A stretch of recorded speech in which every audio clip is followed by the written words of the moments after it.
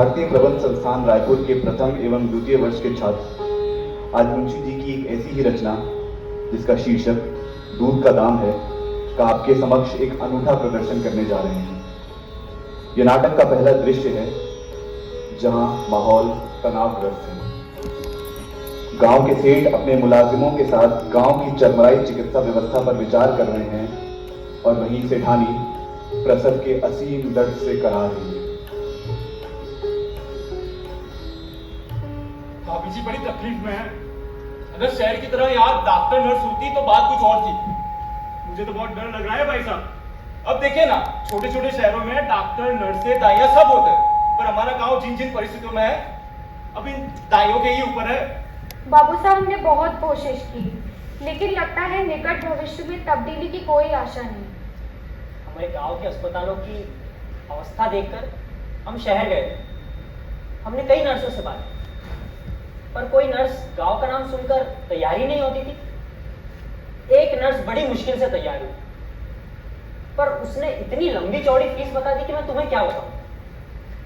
Doctor के पास जाने की तो हिम्मत ही ना पड़ी। उसकी पूरी फीस चुकाते चुकाते तो बाबू साहब को अपनी आधी जायदाद बेचनी पड़ जाती। इस गांव में तो उस भूगी का ही आसरा है। बाबू साहब, क्या हुआ? बाकी बहुत तकलीफ है, लगता है बच्चों आने का है। आप जल्द किसी को बुला लीजिए। जाओ, वो गोदर को बोलो। वो क्या नाम है उसका? भूगी को बुला, जल्दी जाओ। मुझे तो बड़ी चिंता हो रही है। लड़का होगा, लड़का ही होगा। आप बस धीरज रखिए सर। चुप! मुझे इस बात की चिंता नहीं है। मेरे लिए मेरी तीनों बेटियां दुर्गा, सरस्वती और लक्ष्मी के समान है। मैं अपने बच्चों में भेदभाव नहीं करता, और तुम्हें भी नहीं करना चाहिए। कोई गया भी है? पहले दृश्य का यहाँ अंत होता है। सेठ जी सेठानी के प्रसव के लिए गांव की दाई बुगिया को बुलाने का आदेश देते हैं। दूसरे दृश्य में बुगिया अपने पति गोदर के साथ कुछ विचार कर रही है। अब आगे। लकड़ी की काठी काठी पे घोड़ा। छोड़ उसे, तंग ना कर। गोदर, सच कहूं तो मुझे डर लग रहा है, कहीं ये बार भी सिर्फ एक सिक्का और साड़ी ना मिलकर रह जाए। अरे 3 बेटियां हैं उनकी, और क्या देंगे तुझे? लेकिन मानना पड़ेगा, बड़े प्यार और लाड से पाला है मालकिन और बाबू साहब ने। देखो, कह देती हूँ, ये बार तो लड़का ही होगा। लड़की होगी, लड़की वही बीच खेत में। ना हुई ना तो अपनी मुंह से बनवा दूंगा मैं। भूगी, ओ भूगी, जा, आ गया तेरा बुलावा। आ रही हूँ। कह देती हूँ, मुझे मुंडवाने के लिए तैयार हो जाओ। ये बार तो लड़का ही होने वाला है। अच्छा ठीक है। तू तो ऐसे बोल रही जैसे कभी आएगी ही नहीं। 3 दिन बाद जो की तो आ जाएगी, लेकिन याद रखियो, जो भी मिले आधा आधा। अच्छा, यही दूंगी। सेठानी को ईश्वर की अनुकंपा से पुत्र की प्राप्ति होती है, परंतु ऊंचे वर्ग का सुख समाज के वंचितों के लिए रोजगार, धन जरूर लाता है, पर इन सब का दाम भी वो पिछड़ा वर्ग ही चुकाता है, अलग अलग तरीकों से। आइए देखते हैं। ले भूगी, खा ले। अरे खा ना, आज बाबू साहब बहुत खुश है। खुश तो होगी, 3 बेटियों के बाद एक बेटा जो हुआ है, इसीलिए ले और खा। ये तो मैं गोदर के लिए ले जाऊंगी। भूगी, तुझे पता है ना मालकिन तुझसे क्या चाहती है? क्या? अरे भोली मत बन, सब पता है ना नौटंकी करती है। हाँ ने तो यही ना कि उनके बच्चे को मैं संभालूं। अरे ये भी कोई कहने वाली बात है क्या? हक बनता है मेरा, और अगर मेरे से मेरा कोई हक छीनने की कोशिश करे ना तो पूछ लूं ना उसे। अरे तू समझी नहीं, 3 बच्चियों के बाद मालकिन के शरीर में अपने बच्चे को दूध पिलाने की दूध है ये नहीं। दूध की इतनी फराक कि तीनों बच्चियों को बदहजमी हो गई, और अब अपने बच्चे को ही दूध पिलाना मुमकिन नहीं उनके लिए। क्या? भूगी, भूगी, हमारे बच्चे को पाल दे।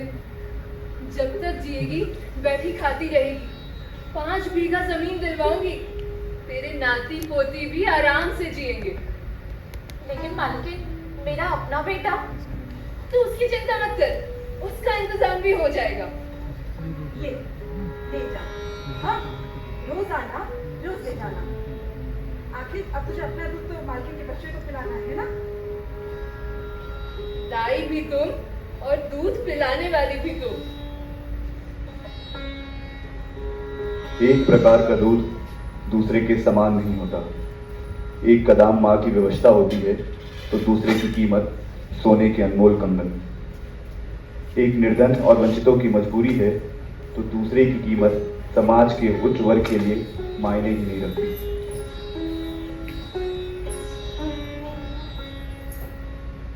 देखना गोदन, ये दूध पीता ही नहीं है। अरे पाउसा के यहाँ का दूध है। अरे इसे अपना दूध पिला दे, देखना कितना दुबला गया है। अरे कहीं ये मर ना जाए। नहीं गोदन, ऐसे मत बोल।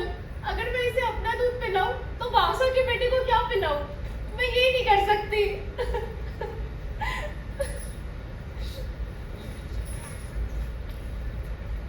मालकिन, अभी तो मुंडन आ रहा है और मैं कह देती हूँ ये बार तो मैं छोड़ ही लूंगी। अरे तो ले लेना, धमकी किसे दे रही है? अच्छा ये बता, सोने के लेगी या चांदी के? चांदी के? भला चांदी के भी कोई देता है? अगर लोग देखेंगे तो हंसेंगे। चल ठीक है, सोने के ही दूंगी। मालकिन, कह देती हूँ मैं तो इसके ब्याह में कंगन ही लूंगी। जुग जुग जी मेरे लाल, जुग जुग जी। समाज के विद्वानों ने भी इस ऊंच नीच के अंतर को भरने में कोई संतोषजनक योगदान नहीं दिया है, बल्कि वो तो इन दोनों वर्गों के बीच के फासले को निरंतर बढ़ाने का प्रयास करता रहा है, कठोर प्रयास करता रहा है। पूजा प्रारंभ करने से पहले ये कहना हमें आवश्यक है कि बच्चे को भुगिया का दूध नहीं पिला सकते, इसे तुरंत रोकना पड़ेगा। ये क्या कह रहे हैं पंडित जी आप? देखिए, भुगिया को प्रायश्चित तो करना पड़ेगा। प्रायश्चित की बात बड़ी ठीक कही पंडित जी आपने।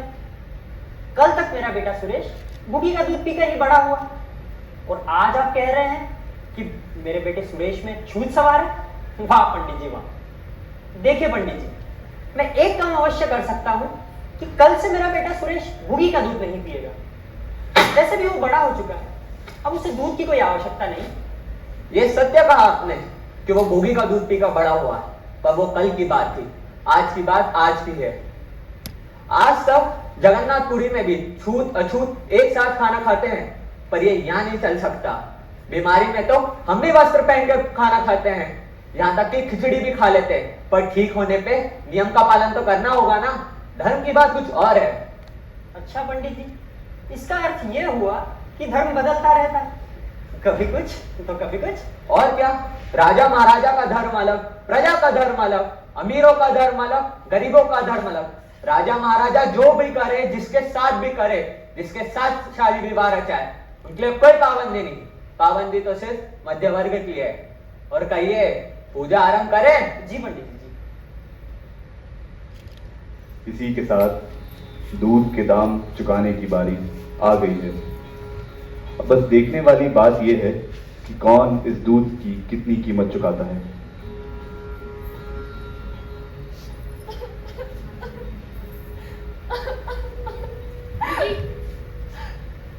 तेरे चूड़े। मालकिन, बचवा से बड़ा जी लग गया था। तेरे जाने का दुख तो हमें भी है, लेकिन क्या करें, समाज की बात सुननी पड़ती है, शास्त्र का मान रखना पड़ता है। अच्छा सुन, तू रो मत, तेरे लिए तू ये साड़ियाँ भी ले जा। मालकिन, बचवा आपका नाम करे, हम क्या? आप तो ऊंची जाति के और हमारी जात। अरे भूमि,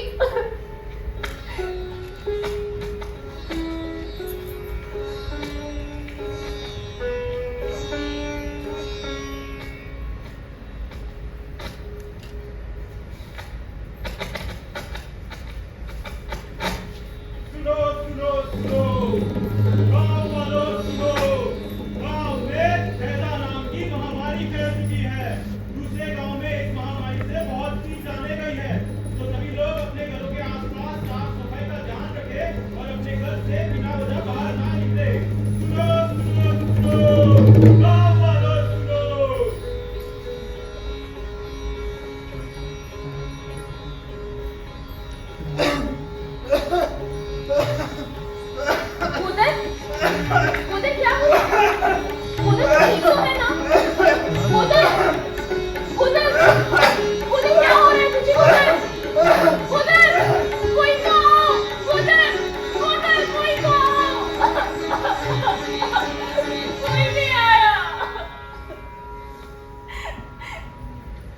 गांव में फैले हैजे से गोदर की मृत्यु हो जाती है, और वही हैजा गुगिया के बच्चे मंगल से मंगल की माँ भी छीन लेता है।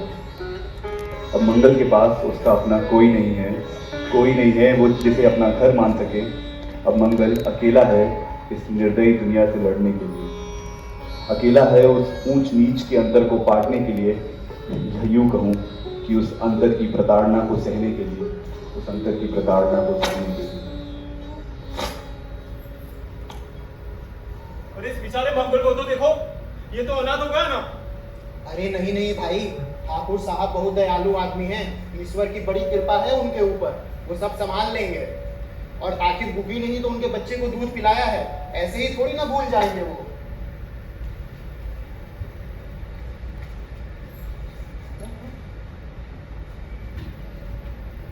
अरे ओ मंगल, खेलेगा? कहीं मालिक देख ले तो चमड़ी उधेड़ दी जाए। तुमको क्या, तुम तो अलग हो जाओगे। अरे तो यहाँ कौन देखता है बे? चल हम सवाल सवाल खेलेंगे, तू घोड़ा बनना और हम तुझसे बैठ के तुझे दौड़ाएंगे। अच्छा, मैं घोड़ा ही बनूंगा या सवारी भी करूंगा? अरे तुझे अपने पीठ पे कौन बिठाएगा? जब तक मैं घोड़ा नहीं बनूंगा तब तक मैं सवारी भी नहीं करूंगा। तुझे घोड़ा बनना पड़ेगा, वरना कहीं पा गया ना पीट के रख दूंगा। तुम्हें भी घोड़ा बनना पड़ेगा। हम बच जाएंगे। पहले तुम घोड़ा बन जाओ, फिर मैं भी बन जाऊंगा। देख रहे हो इसकी बदतमीजी? बन घोड़ा, बन।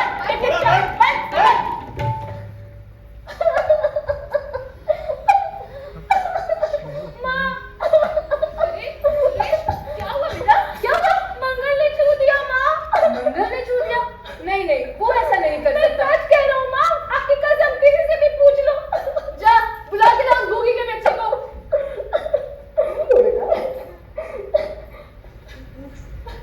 क्यों रे मंगल, तुझे मना किया था ना इसे छूने से, क्यों छुआ? याद नहीं तुझे? याद क्यों नहीं है मालकिन? तो फिर क्यों छुआ इसे? मैंने नहीं छुआ। अच्छा, तूने नहीं छुआ तो ये रोता क्यों है? गिर पड़े इसलिए रोने लगे। देखो तो, एक तो चोरी, ऊपर से सीना चोरी। नमक हराम कहीं का झूठ भी बोलने लगा है। निकल यहाँ से, दबाओ। मत रो बेटा, मत रो।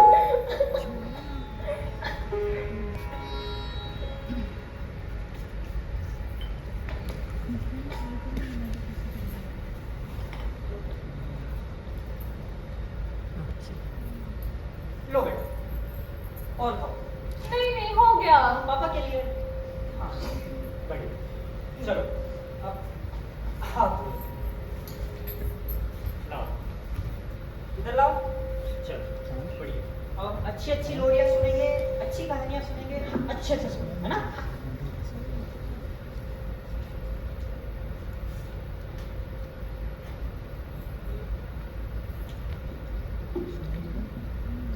ए, तू उधर क्या कर रहा है? इधर आ। उधर क्या कर रहा था? मैं तो कितनी देर से यहीं पर बैठा था। बताया क्यों नहीं? पिकनिक जा रही थी मैं। मारे डर के।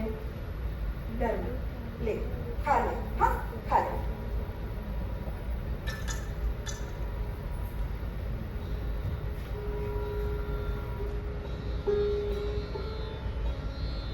पता है, सुरेश को मेरी अम्मा ने पाला था और दूध पिलाया था। कहते हैं दूध का दाम कोई नहीं चुका सकता, और मुझे दूध का दाम ये मिल रहा है। ऐसे नहीं, मैं भी यही कर रहा हूँ। जैसे कि आपने देखा, समाज में फैला ये ऊंच नीच का अंतर समाज की हलल का कारण बनता जा रहा है। मुंशी जी ने हर पग पर अपनी रचनाओं द्वारा इस अंतर को पाटने का प्रयास किया है, और वो ही रचनाएं हर युग में ये अंतर को पाटने का प्रयास करती रहेंगी। हमारा काम बस ये है कि मुंशी जी से प्रेरणा लें और आगे से दूध के दाम को बस उसका मौद्रिक मोल को समझें, और कुछ नहीं।